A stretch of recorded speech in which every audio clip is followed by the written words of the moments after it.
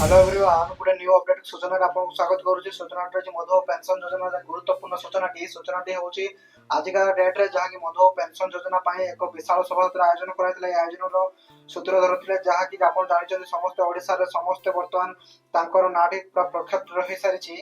विद्याधर सार को निमंते एक शोभायात्रा होता जहाँ फल एवं बहुत समाजसेवी शोभायात्रा एकजुट होते और बहुत सारा लोक विधानसभा निकट में एकजुट होकर प्रतिवाद आरंभ करते किंतु प्रतिवाद स्वरूप किसी भी एतिकी जना पड़ा जहाँ कि तार प्रतिश्रुति पालन करने सरकार जहाँ प्रतिश्रुति देते 3000 टଙ୍କା भत्ता दाबी बर्तमान सुधा किसी अपडेट आसी ना जहाँ कि अपडेट टी जना पड़ी खूब शीघ्र आपको मिल जाए। बर्तमान देखु विद्याधर सार जहाँ कि लगी 3000 टଙ୍କା भत्ता पाइबा एक संघर्ष करने लगी।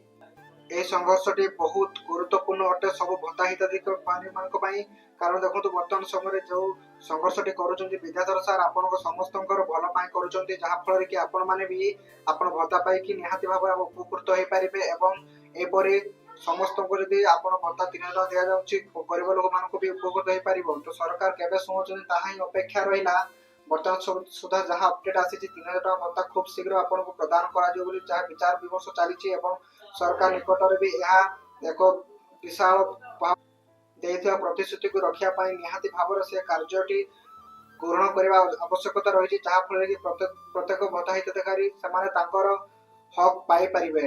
एपरी लेटेस्ट अपडेट थिला जहाँकि मधुबाबू पेंशन योजना निमंते आपको सूचाई दि जाऊँगी। बर्तमान समय राज्य में पूरा पूरी एक प्रकार आंदोलन सृष्टि हो सारी मधुबाबू पेंशन योजना को लेकिन ताहार विद्याधर सार एक गुरुत्वपूर्ण भूमिका निभाउछन्ति जहाँ फल कि आपण भी उपकृत निहाती भाव हो पारिबो 3000 टଙ୍କା पाइबा।